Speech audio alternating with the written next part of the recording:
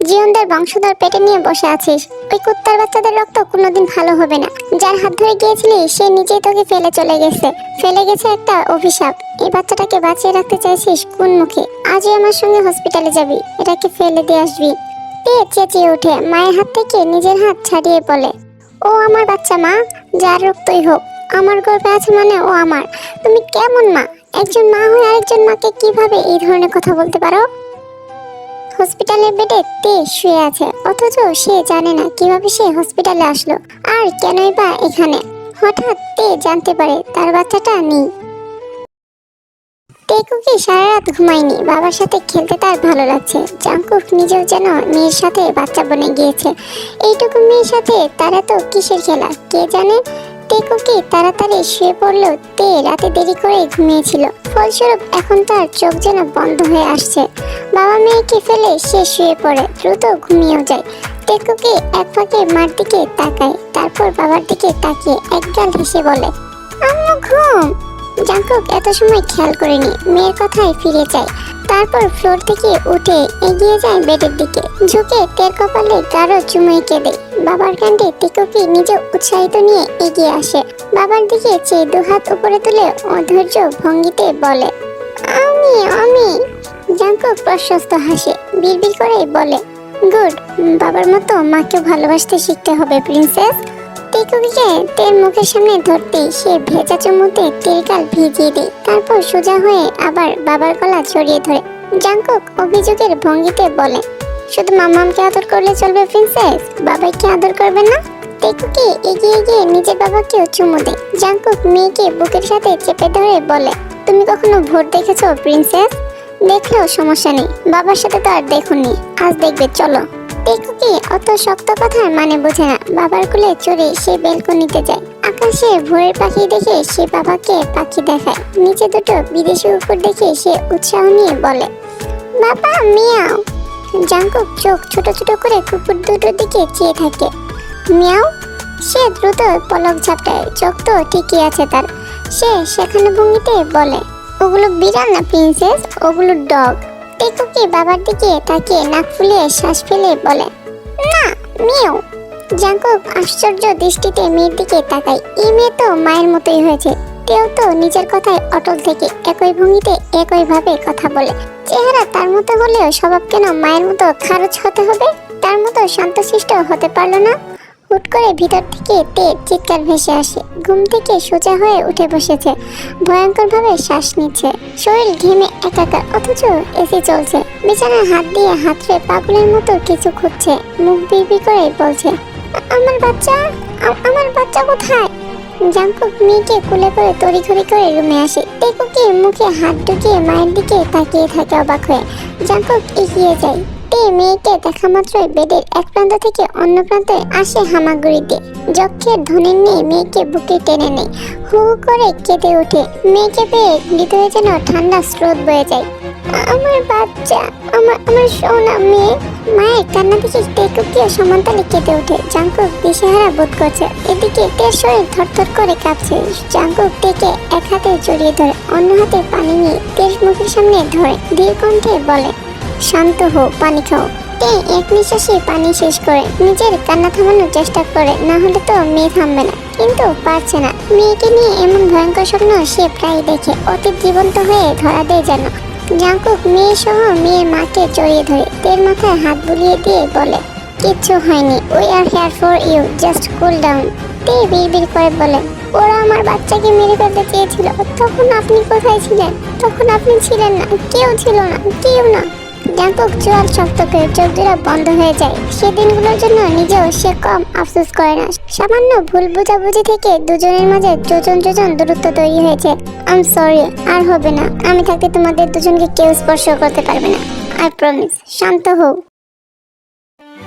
চমৎকার একটা সকাল। এমন সকাল জাংকুকের কাছে স্বপ্নের নেই। তারা তিনজন মিলে রান্না করতে এসেছে। তে কিছুটা ঠান্ডা হয়েছে। ভালোবাসার মানুষের থেকে ঠিক আর কতদিন দূরে থাকা যায় জানা নেই, তবুও কিছুটা গম্ভীর ভাব তার ভিতরে লক্ষ্য করা যায়। তে রুটি বেলছে। জাংকুকের কাছে টেকুকি ছিল, কিন্তু সে আটা দিয়ে ভূত হয়ে আছে। সমানতালে জাংকুকের গায়েও আটা লেগে আছে। মেয়েটা প্রচন্ড দুষ্টু, তাই বলে বাবাকেও তার সঙ্গ দিতে হবে? কোন দুই বাচ্চার পাল্লায় পড়লো সে? বাচ্চার সঙ্গে সঙ্গে বাচ্চার বাবা বাচ্চা হয়ে গেছে। এসবে তের মেজাজ তুঙ্গে, দুজনে কাউকে তে ঘাটতে চাচ্ছে না। তার পিচ্চি মেয়েটা বাবার মুখে ময়দা লাগিয়ে দিচ্ছে, তারপর খিলখিলিয়ে হেসে উঠছে। তে কাজে মন দিয়েছে। জাঙ্কুক মেয়ের দিকে তাকিয়ে সতর্ক ভঙ্গিতে ঠোঁটে আঙ্গুল দিতে বলে। টেকুকিও ঠোঁটে আঙ্গুল দেয়। জাঙ্কুক শব্দহীনভাবে মেয়েকে কাঁধে তুলে নি। মেয়ের দুহাত ভর্তি আটা। ঠিক তের পিছনে গিয়ে দাঁড়াতে টেকুকি মায়ের কাঁধ ধরে চলে পড়লো। মুখে আটা মাখিয়ে দিয়ে বাবা মেয়ে সহ ঘর কাঁপিয়ে হেসে ওঠে। তে ধমক দিতে যেও দেয় না। দুজনের হাসি মুখের দিকে তাকিয়ে সেও নিজে হেসে ফেলে। ওটার কোনা দিয়ে নিজের মুখের আটাগুলো মুছে ফেলে বিরক্তি নিয়ে জাঙ্কুককে বলে, কি শুরু করেছেন? এক একজনের কি অবস্থা? তে ওড়না দিয়ে টেকুকিকে যথাসম্ভব ভূত থেকে মানুষ বানায়। জাঙ্কুক অসহায় বাচ্চার মতো বলে, আমি? তে জাঙ্কুককে ধমকে বলে, মেয়েকে নিয়ে যান, দুজনে ফ্রেশ হয়ে আসবেন, আমি খাবার রেডি করছি। জাঙ্কুক এগিয়ে এসে তের দিকে কোমর চেপে ধরে কাছে আনে। টেকুকির গালে চুমু দিতে টেকুকি মুখে হাত দিয়ে হেসে ফেলে। তে হকচকিয়ে যায়, আশেপাশে তাকায়, চাপা গলায় বলে, কি করছেন কি? ছাড়ুন। জাঙ্কুক একই ভঙ্গিতে ব্রু কুচকে বলে, আমাকে মুছে দিতে হবে। তোমরা মা মেয়ে আমার প্রতি বড় বৈষম্য করো। তে উপায় না পেয়ে গালে লাগানো আটা মুছে দেয়। তারপর মেয়েকে তার বাবার কাছে হস্তান্তর করে কাজে লেগে পড়ে। বিবি করে বলে, বাপ বেটি দুজনেই বাচ্চা হয়েছে। রৌদ্রোজ্জ্বল ঝকঝকে একখান দিন। চারদিকে রোদের তেজ প্রখর। সেই সোনালি রোদ্দুরে জনমানবহীন রাস্তায় ড্রাইভিং করছে জাঙ্কুক। মেজাজ তার খারাপ। এর মাঝে হুট করে একখানা বাইক কোত্থেকে যেন উল্কার গতিতে তার গাড়ির দিকে আসে। জাঙ্কুক সংঘর্ষ থেকে বাঁচতে গাড়ি দ্রুত ঘুরিয়ে ফেলে, কিন্তু বাইকটা সংঘর্ষ থেকে রেহাই পায় না, গাছের সাথে লেগে উল্টে যায়। জাঙ্কুক মিররে সেই দৃশ্য দেখে বিরক্তিতে চোখ মুখ কুঁচকে ফেলে। মেয়ে মানুষ মানে ঝামেলা। এভাবে রাস্তায় বাইক কে চালায়? রাস্তা কি বাপের টাকায় কিনে নিয়েছে নাকি? বাইক নিয়ে উড়ে উড়ে বেড়ায়। জাঙ্কুক মেয়েটার উপর রাগ ঝাড়ার উদ্দেশ্যে গাড়ি থেকে বেরোয়। মাথায় হেলমেট থাকায় মাথায় কোনো আঘাত লাগেনি, তবুও মাথা ঝিমঝিম করছে। ঠোঁটের কোনা কেটে গেছে, সেখান থেকে মুখের রক্ত লেগে নোনতা স্বাদ লাগছে। মেয়েটার উপর বাইক পড়েছে, ওঠার জন্য আপ্রাণ চেষ্টা চালাচ্ছে। জাঙ্কুকের অত দয়ার শরীর নয়, তবুও চোখ মুখ কুচকে এগিয়ে গেল।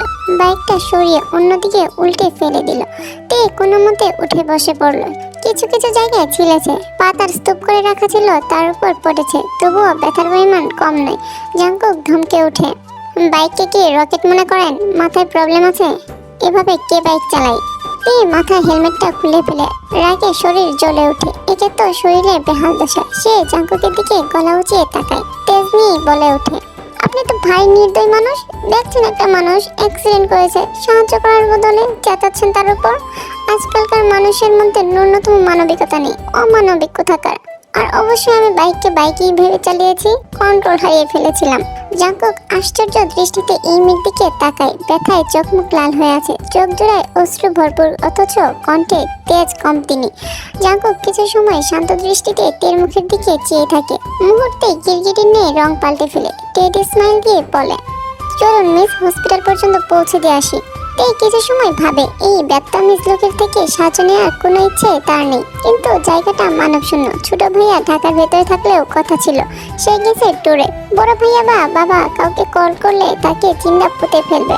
আজ তের বাইরে বেরোনো বারণ ছিল, তবুও চুপি চুরে বেরিয়েছে ফ্রেন্ডের বার্থডে পার্টির উদ্দেশ্যে। তার বেস্ট ফ্রেন্ডের বার্থডে, তে যাবে না?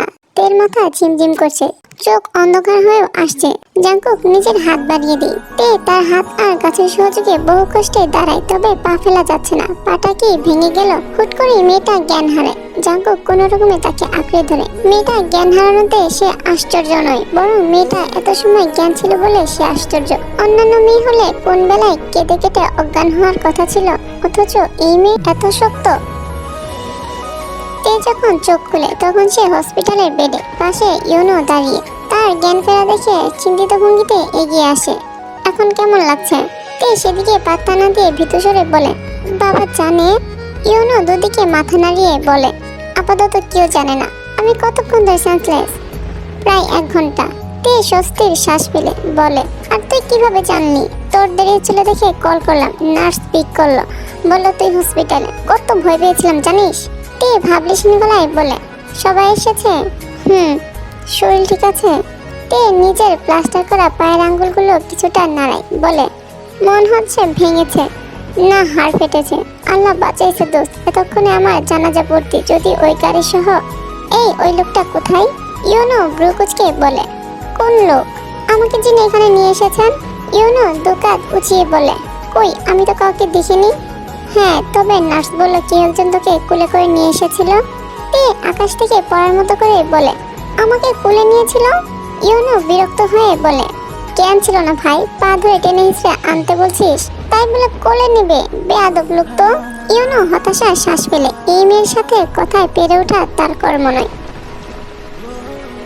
তার পরের দিনগুলো তের ভয়াবহ কাটলো। বাবা আর ভাইয়ের থেকে মারাত্মক বকুনি খেল। 1 মাস বেড রেস্ট। চঞ্চল তে পাখির জন্য অভিশাপ এটা, সারাদিন শুয়ে থাকা। তার ছোট ভাইয়া যেভাবে থেকে শুনেছে বাবা তার বাইকের ইন্নানিলা করে দিয়েছে, তার আদরের মেয়ের ক্ষতির কারণ হওয়ার অপরাধে সে বস্তু মারাত্মক শাস্তি পেয়েছে। তে আফসোস করে, আহারে, তার কত শখের বাইকটা। বাবা ভাইদের আদরের মেয়েটা ননির পুতুল হওয়ার কথা ছিল, তবে কিভাবে যেন তে হয়েছে তার উল্টো।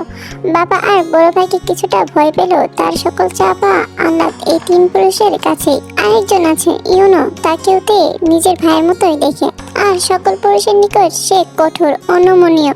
তে 3 দিন যাবৎ জিহাবকে কল করে ঝুলি করছে, তাকে এইমাত্র এই খোয়ার থেকে বের না করলে নাকি সে মরে যাবে। ব্যস্ত জিহাব বোনের চর্চায় অতিষ্ঠ হয়ে বাড়ি এলো। বোনকে কুলে নিয়ে নিচে যেতে মায়ের চেঁচামেচি শুরু হলো।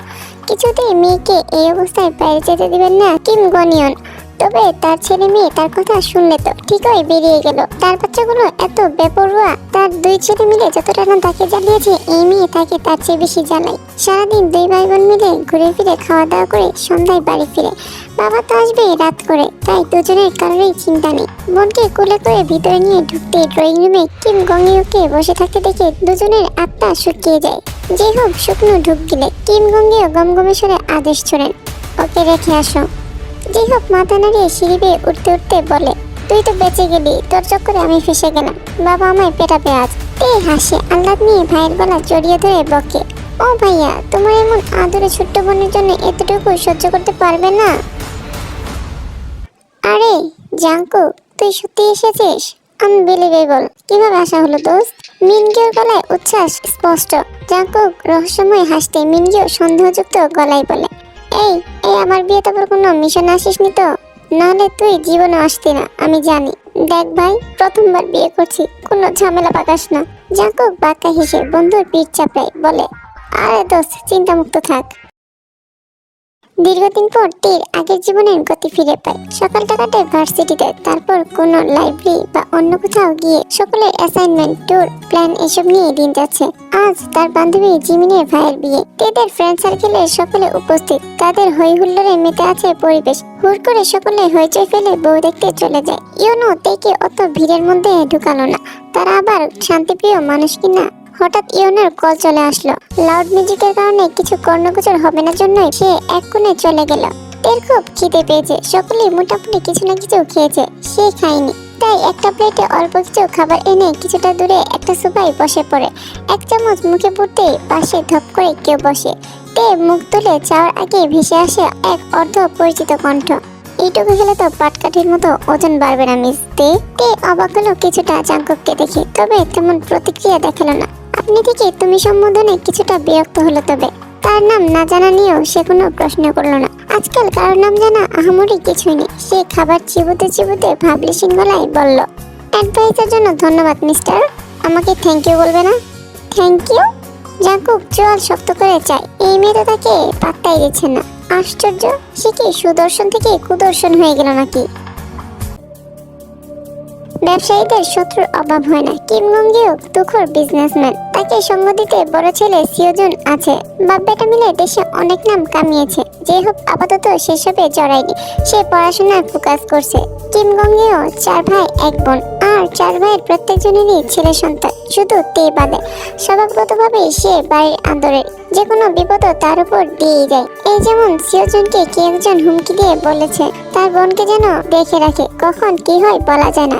এইভাবে কিছু নির্দিষ্ট দিন মেয়েটার উপর কঠোর নজরদারি রাখা হয়, প্রয়োজনে বাইরে বের হলেও গার্ড দেওয়া হয়। এতে প্রচন্ড বিরক্ত হয়। জেহুবের সাথে জ্ঞান করে ও এইসব হাতে নিয়ে চলাফেরা করতে পারবে। তারপর সেসব শত্রুকে হাতের নাগালে পেলেই তার সব নিষেধাজ্ঞা ভেঙে যায়।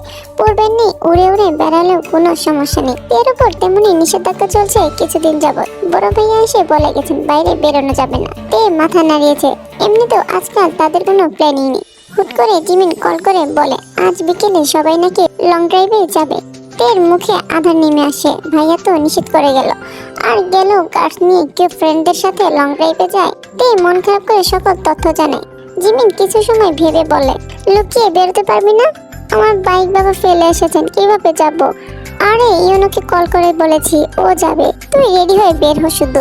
ওয়াহ, গুড আইডিয়া দোস্ত। ওকে পেছনের দিকে থাকতে বলবি, আমি দেওয়াল টপকে যাব। হাত পা ভাঙিস না আবার। আরে আমার অভ্যেস আছে। তে রেডি হচ্ছে। একটা লং সাদা টপস আর গলায় রং বেরঙের ওড়না, চুল উঁচু করে ঝুটি বাঁধা, ঠোঁটে হালকা পিঙ্ক লিপস্টিক লাগিয়ে সে রেডি। তার পাঁচিল টপকানোর অভ্যেস পুরনো, তাই বেরোতে সমস্যা হয় না। রুমের বাইরে ডো নট ডিস্টার্ব সাইনবোর্ড ঝুলিয়ে এসেছে, অর্থাৎ তাকে কেউ ডিস্টার্ব করতে আসবে না।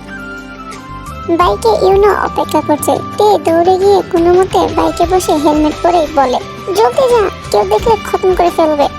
ইউনো বাইক টান দিয়ে হতাশ হয়ে যায়।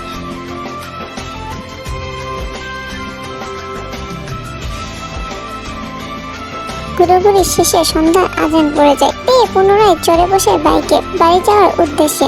হুট করে সামনে থেকে 4-5টা বাইক আসতে শুরু করে। তাদের রাস্তা ব্লক করে বাইকগুলো থামানো হয়। ইউনোকে বাইক থামাতে হয়। সে ঠোঁটে ঠোঁট চেপে তের দিকে তাকিয়ে বলে দোস্ত উল্টো দিকে দৌড়া, আমি দেখছি কতক্ষণ থামিয়ে রাখতে পারি এদের। কাউকে হেল্প করার মতো পেলে বলবি। তে তেজ নিয়ে বলে শালা কুত্তের বাচ্চাদের জন্য বেরিয়েও শান্তি নেই, আর তোকে রেখে যাবো আমি মানে? ভাবলি কি করে? অসম্ভব। ইউনো অসহায় হয়ে বলে মেরি মা, কিছু সময়ের জন্য রাগের সিস্টেমটা অফ রাখ। আমাদের সর্বোচ্চ মেরে ফেলে রেখে যাবে, আর তোকে পেলে অনেক কিছুই করতে পারবে। প্লিজ যা। ততক্ষণে বাইক থেকে ছেলে পেলে নেমে এসেছে। প্রত্যেকের হাতে স্ট্রিক। তে সত্যি সত্যি দৌড় লাগায়। ইউনো একটা মোটা ডাল তুলে নেই, তবুও 3জন ছেলে তের পিছনে। তে দৌড়াচ্ছে আর তাদের গোষ্ঠী উদ্ধার করছে। একজন ছেলে তার হাতে থাকা স্টিক তের দিকে ছুটে মারে। তের পায়ে লাগতে তে উল্টে পড়ে যায় রাস্তার মাঝে। হাতের তালু হাঁটু ছিলে যায়। ছেলেগুলো ততক্ষণে তাকে ঘিরে ফেলেছে। তে চোখে আতঙ্ক নেই, অথচ তেজ ভরপুর। কুত্তার বাচ্চারা, আমাকে ধরতে এসেছিস? বাবা ভাইয়া জানলে তোদের কেটে ভাসিয়ে দেবে। দেখ দেখ, শাড়ির তেজ এখনো কমেনি। তে ক্যারাটি জানে, একজন ধরতে আসলে তাকে উল্টে দিয়ে হুট করে আবার দৌড় লাগে। 3জন খানিকটা হকচকিয়ে যায়। তে দৌড়াতে পারছে না ঠিকঠাক, পায়ে ব্যথা পেয়েছে অনেক। কিছু কিছু গাড়ি সাইড কেটে যাচ্ছে, অথচ কেউ সাহায্যের জন্য এগিয়ে আসছে না। তে ঠিক করলো একটা গাড়িকে থামাবে সে। একটা গাড়ির অস্তিত্বও দেখতে পেল না। হুট করে রাস্তার মধ্যে দাঁড়িয়ে গেল তে। তবে গাড়িটা থামার পূর্ব প্রস্তুতি নিয়েছিল বোধহয়। গাড়ির ভিতরে জাঙ্কুকে দেখতে সে কিছুটা অবাক হলো। জাঙ্কু ক্ষিপ্ত গতিতে বেরিয়ে এলো। তের দিকে চেয়ে হুট করে পকেট থেকে বন্দুক বের করলো। গান দেখে সে ভয় পায় না। বাবা ভাইয়ের কাছে অসংখ্যবার দেখেছে, ছুঁয়েছে। তবে জাঙ্কুকের কাছে বন্দুক দেখে আরেকবার বিস্মিত হলো।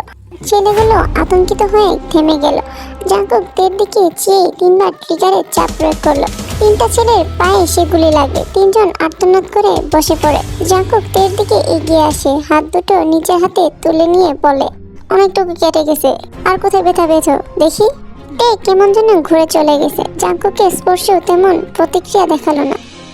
পায়ে জাঙ্কুক হাঁটু গেড়ে রাস্তায় বসে পড়ে। পায়ের পাতার পাশ দিয়ে অল্প ছিলেছে। সাদা জামার হাঁটুর কাছটায় লাল হয়ে আছে, নিশ্চয়ই হাঁটুও ছিলেছে। জাঙ্কুক তাকে টেনে নিয়ে গাড়িতে বসে। ফার্স্ট এড বক্স বের করে হাতে স্যাবলন লাগাতেই 3টা বাইক আসে গাড়ির কাছটায়। তে যেন সম্মিত ফিরে পায়। জাঙ্কুক বাইরের দিকে তাকিয়ে বলে একটু বসো, ওদের ব্যবস্থা করে আসছি। তবে তাদের ব্যবস্থা করতে হলো না। জাঙ্কুকে দেখে তারা আতঙ্কিত হয়ে গেল। জিওন জাঙ্কুককে তারা চেনে। নিজেদের আহত সঙ্গীদের নিয়ে তারা যেন প্রাণ হাতে নিয়ে পালায়। জাঙ্কুক বিরক্ত হয়ে বলে ফাকিং ডিস্টার্বনেস। সে পুনরায় এসে তের হাত নিজের কোলের উপর নিতে তে হাত ছাড়িয়ে হুট করে উত্তেজিত হয়ে বলে ইউনো ইউনো, ও ঠিক নেই, ওদিকে চলুন প্লিজ। জাঙ্কুক ব্রুকুচকে চোয়াল শক্ত করে বলে do you love him? What are you saying? He is my friend, best friend. আমার জন্য নিজের কথা ভাবেনি, আর এখন এইসব কথা বলার সময়? জাঙ্কুক সেদিকে পাত্তা না দিয়ে পুনরায় তের হাত চেপে টেনে ধরে। তে তে সরিয়ে নিতে চাইলে সে হাত আরো চেপে ধরে। এখন এইসবের টাইম, আমার কাজ শেষ না হওয়া পর্যন্ত আমি কোথাও যাচ্ছি না। তে চেঁচিয়ে ওঠে, তাহলে আমি একাই যাব, হাত ছাড়ুন। আমার কাজ শেষ না হলে আমি তোমাকেও যেতে দেব না, চুপচাপ বসবে। তে কথা শোনার মেয়ে নয়, নাক ফুলিয়ে বলে, আমি যাব। ছেলেটার না জানি কি অবস্থা, সে হাত ছাড়াতে পারলো না। জাঙ্কুক এক হাত শক্ত করে চেপে ধরে আছে, অন্য হাতে স্যাবলন ঘষছে। তে হুট করে সন্দেহজনক কণ্ঠে বলে, do you love me? Any doubt? Jungkook পায়ের পাতাতেও মেডিসিন লাগিয়ে দেওয়ার পর ক্ষান্ত হয়, ধীরে সুস্থে ড্রাইভিং শুরু করে। তে কটমট করে চায় তার দিকে, কিছু মনে পড়ার ভঙ্গিতে দ্রুত ব্যাগ থেকে ফোন বের করে দ্রুত আঙুল চালিয়ে কাউকে কল করে। জাঙ্কুক কান খাড়া করে আছে। কল কেটে যাওয়ার পর্যায়ে গিয়ে রিসিভ হয়। তের আগে ইউনোই বলে ওঠে, দোস্ত ঠিক আছিস? আমি ঠিক আছি, আমার কি হবে? তোর কি অবস্থা? কণ্ঠ এমন শোনাচ্ছে কেন? আরে বেঁচে আছি, আমি আসছি, তুই চিন্তা করিস না। জাঙ্কুকের চোয়াল শক্ত হয়, ওই ছেলের প্রতি এত দরদ কেন এই মেয়ের? দূর থেকে ইউনিকে রাস্তায় রক্তাক্ত অবস্থায় পড়ে থাকতে দেখে তে আটকে ওঠে। এই অবস্থায় বলছে, ঠিক আছে? ইউনো স্পষ্ট স্বরে বলে, কাঁদিস না প্লিজ, তোর চোখে পানি মানাই না। তের কানে সেসব যায় না। গুটি কয়েক মানুষের জন্য তার গভীর অনুভূতি কাজ করে। অদ্ভুতভাবে ইউনো তাদের একজনের খাতায় নাম লিখিয়েছে। তে চোখ বেয়ে পানি গড়ায়। জাঙ্কুক আশ্চর্য হয়, নিজের ব্যথায় যে মেয়ে চোখ থেকে এক ফোঁটা পানি গড়ায় না, সে অন্যজনের জন্য কাঁদছে। এটা কি শুধুই বন্ধুত্বের বাঁধন? গাড়ি থামতেই তে দিন দুনিয়া ভুলে বেরিয়ে যায় দৌড়ে। জাঙ্কুক পাথরের ন্যায় দাঁড়িয়ে থাকে।